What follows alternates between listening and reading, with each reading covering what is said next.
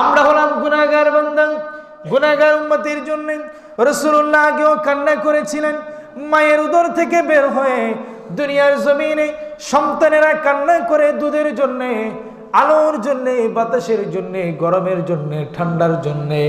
আর আমার রাসূল মায়ের উদর থেকে বের হয়ে সিজদায় পড়ে গুনাহগার উম্মতের জন্য কাঁদতে লাগলেন। যখনও কেঁদেছিলেন তখনও কেঁদেন, এখনো সোনার মদিনায় কাঁদেন, গুনাহগার উম্মতের জন্য এখনো কাঁদেন। ওই দয়ার নবী, মায়ার নবী আরশে আজিমে যাওয়ার পরে আল্লাহর সাথে সচক্ষে দেখা হয়েছে। সুবহানাল্লাহ। আল্লাহকে দুনিয়ার কোন মানুষ যদি দেখে, তার জন্য খানা পিনা আর কিছুর প্রয়োজন নাই। যেখানে আল্লাহর সাথে বান্দার দেখা হয়েছে, বান্দার জন্য আর জান্নাতের কোনো প্রয়োজন নাই, জাহান্নামের প্রয়োজন নাই, টাকার প্রয়োজন নাই, পয়সার প্রয়োজন নাই। বান্দা তখন আল্লাহকে পাওয়ার পরে দুনিয়া আখিরাতের সব কিছু পেয়ে গিয়েছে, আর কোনো কিছু পাওয়ার বাকি নাই। বান্দা তখন মহা আনন্দে দুনিয়ার সমস্ত দুঃখ কষ্ট ভুলে গিয়ে বান্দা তার আনন্দের চিত্তে জান্নাতের ভিতরে ঘুর খাবে, আরাম ফরমাবে। কিন্তু আমার রাসূল যখন আল্লাহকে দেখেছেন, আল্লাহকে দেখার পরেও আমার রাসূলের মনের ভিতরে কেমন কেমন যেন করে। আমার রাসূলকে আল্লাহ রাব্বুল আলামিন যখন বিদায় দিল, হে রাসূল আপনাকে আমি বিদায় দিয়ে দিলাম, আপনি এখন আবার পুনরায় দুনিয়ার জমিনে চলে যান। আমার রাসূল যখন দুনিয়ার জমিনে চলে আসবে, আল্লাহ রাব্বুল আলামিনের বাড়ি থেকে বের হওয়ার সময় রাসূলের মন খারাপ। সুবহানাল্লাহ। কার বাড়িতে গিয়েছে? আল্লাহর বাড়িতে গিয়েছে, আল্লাহর সাথে দেখা করার জন্য গিয়েছে, কিন্তু মন খারাপ হওয়ার কথা নয়। মন খারাপ ছিল দুনিয়ার জমিনে।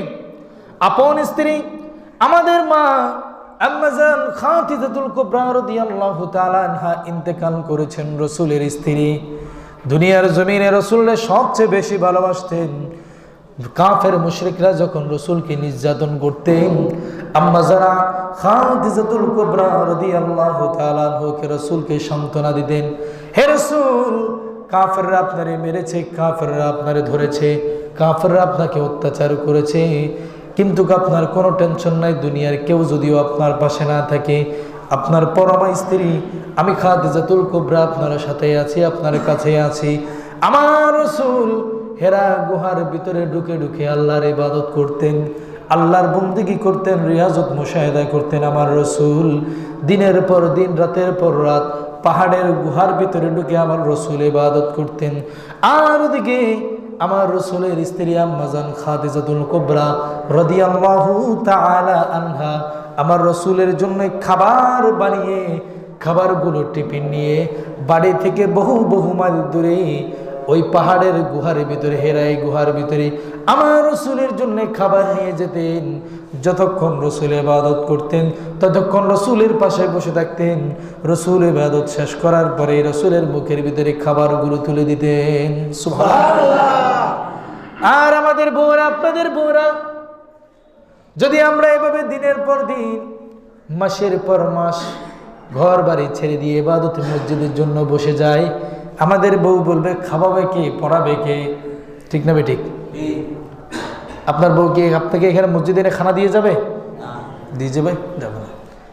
মসজিদে রমজান মাসে এতে কাপ থাকলে অনেক মানুষ খানা না খায়। কি জন্যে? ওই বউয়ের কোনো খবর নাই, মেয়ের কোনো খবর নাই। বলে যে বুর্গে এতে কাপে গেছে মসজিদে, কে তাল্লা খাবার নিয়ে যাবো, ও গেছে কেন? বলে কি বলে না? সমাজবাসীরা তাদের খাবারের ব্যবস্থা করে। কিন্তু আমার রাসূল দিনের পর দিন, মাসের পর মাস হেরায়ে গুহার ভিতরে বসে বসে আল্লাহর ইবাদতে মগ্ন থাকতেন, আর গুনাহগার উম্মতের জন্য দোয়া করতেন। আমার রাসূলের জন্য আপন স্ত্রী খানা তৈরি করে হেরায়ে গুহার ভিতরে গিয়ে রাসূলের মুখের উপরে খাবার তুলে দিতেন। সুবহানাল্লাহ। এই পরমা স্ত্রী ইন্তেকাল করেছেন।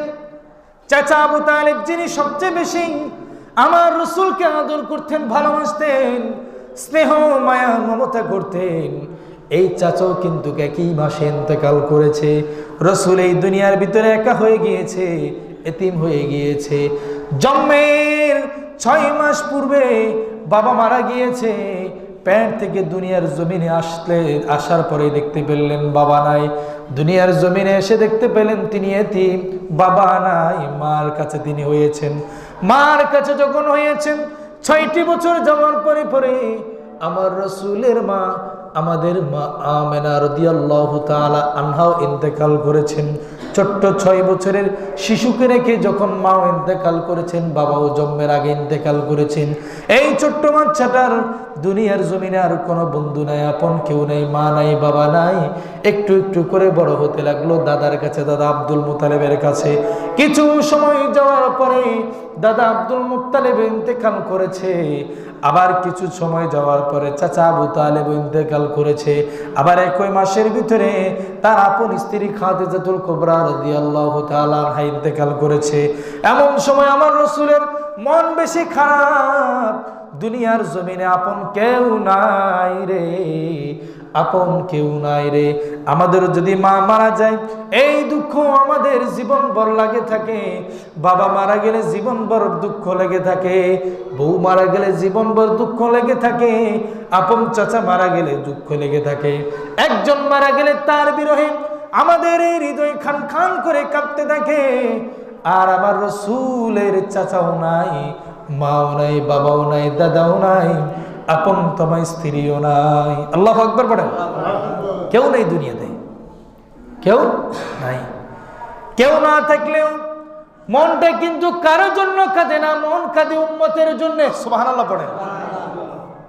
কেউ না থাকলেও কারোর জন্য কাঁদে না, উম্মতের জন্য মন কাঁদে, উম্মতের জন্য কান্না করে। এই কান্না করার সময় স্ত্রীও কিন্তু সান্ত্বনা দিত, আজকে কিন্তু কি স্ত্রীও নাই। এই কান্নার সময় চাচা সান্ত্বনা দিত, আজকে চাচাও নাই। এই কান্নার সময় আপন কেউ নাই।